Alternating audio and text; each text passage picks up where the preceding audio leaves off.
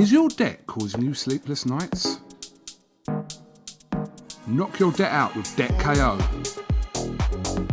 And your debt won't be the only thing keeping you up at night. Debt KO, free impartial advice on all your debt.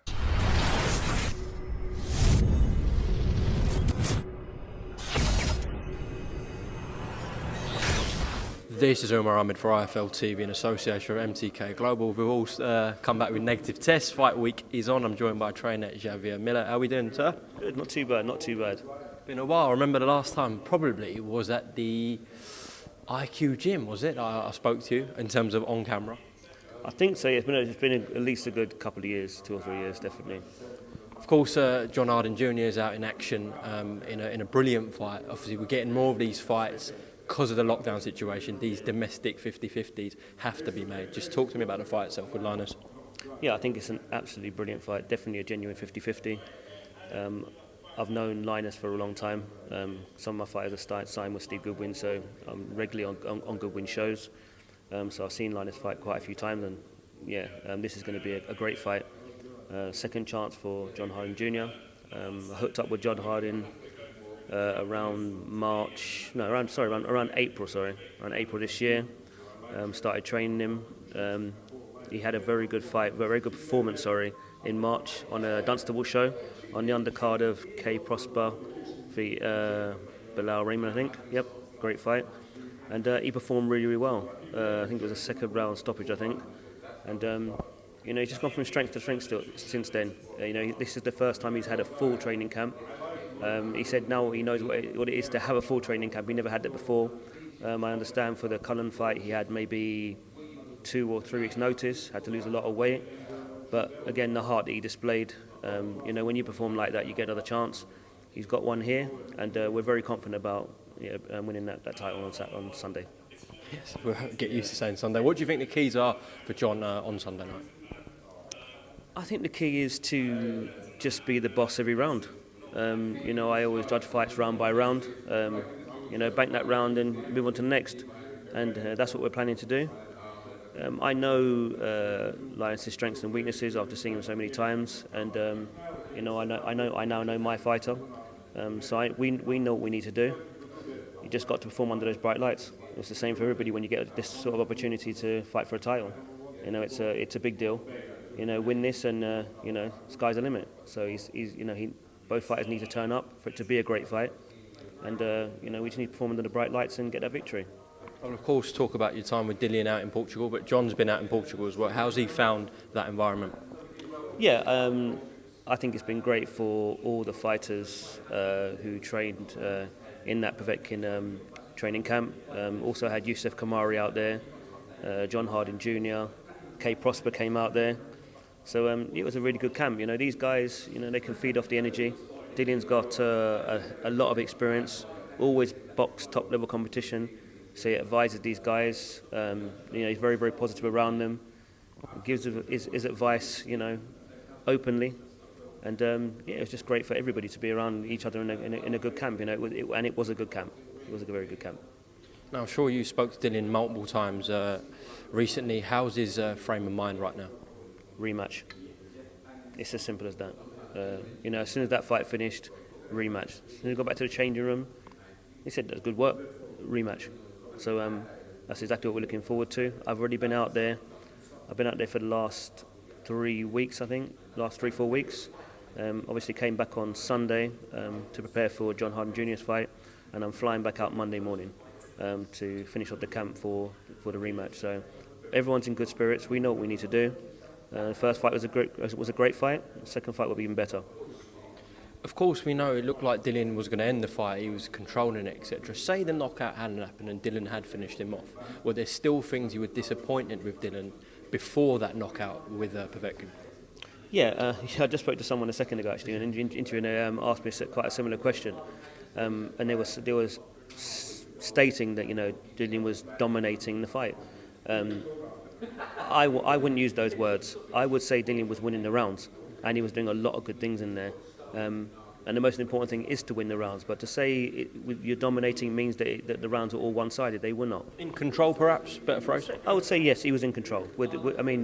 winning every round and being obviously up on the scorecard, with credited the 2 knockdowns, you're in control. It doesn't mean that someone's not in there being competitive, which he was, and he was always a threat. But even, as you said, even if it had ended the round after and Dillian won the fight, there's still things that I would like Dillian to do to improve on, which we've been doing since I met him. He is getting better at a lot of things, and as a fighter you have to evolve, you have to get better. No matter how well you perform, you can still do better, and now we've got time to do things even better. So, I'm happy with the situation. Obviously, the first couple of days I was devastated. Didn't really want to speak to anybody, to be honest with you. We worked so hard to get there. We'd done everything right. Training camp was really good, and the fight was going our way. And we were already happy in the corner. Just keeping him focused. So going out for the 5th round, none of us, our team, thought we had a problem. We were the same mindset as everybody else. This fight will be over in maybe a round or 2. Just keep doing exactly what we're doing. And the shot just came out of nowhere. And credit to Povetkin. Wasn't a lucky shot. He's put punches together well to end the fight. So I'd rather credit him instead of saying that we were unlucky. Listen, it's heavyweight boxing. It does happen. We have to do better in the rematch, which we will. What do you say to people that believe Dillian's taking this too soon and the turnaround's too soon, considering how brutal the knockout was? I think everyone's entitled to their opinion, but the only thing that matters really is Dillian's team. And I'm very happy with where Dillian is right now. Watching the fight back, Dillian took very few clean punches to the head. He was defensively good. It's quite good defensively. Could have been better, but he was good. The only clean shot really he got hit with was the one that put him away. So he didn't sustain any damage throughout the fight. I always worry about guys that take a lot of punishment throughout a long fight and then get stopped. That always worries me. That wasn't the case here. As soon as Dillian went down, he was talking to Magic immediately. He said, "Yeah, I'm good." Went straight to Eddie Hearn. I need that rematch. And as a team, you watch things carefully in camp. Make sure that mechanically, everything is working well, and everything's good. So just looking forward to a good rematch. As you said, Dillian's frame of mind was rematch straight away. I'm sure the case was similar with you. However, if he had taken a beating and it'd gone 12 rounds and it was a severe punishment, taking a lot of blows, would you have then advised him perhaps take a tune-up fight, or would you have still said jump straight back in this rematch? I definitely wouldn't have been advising him to take a tune-up fight. Dillian's already up at this level now. He was in a very good position to go after one of the big boys. We need to get back there. If that had been the case, maybe you take a little more time, maybe. But you have to assess it. Everyone's case is it's individual. Some guys need longer to recover than others. So it's impossible to say that's what you would do. You have to judge it, case by case. Now, this is not me saying it. This is a lot of fans saying Dillian had him hurt, he had him down twice. Why didn't he just rush in, jump on him, finish him? As the trainer, what would you say to that? Yeah, I think it's fair for anyone to say that in hindsight. The fight's over now. A lot of people have got a lot of opinions on what should have been done. I can't blame anybody for suggesting that maybe you go in, maybe you got the guy hurt enough and going for the kill. They're not in my position. I've been around boxing a long time, for years.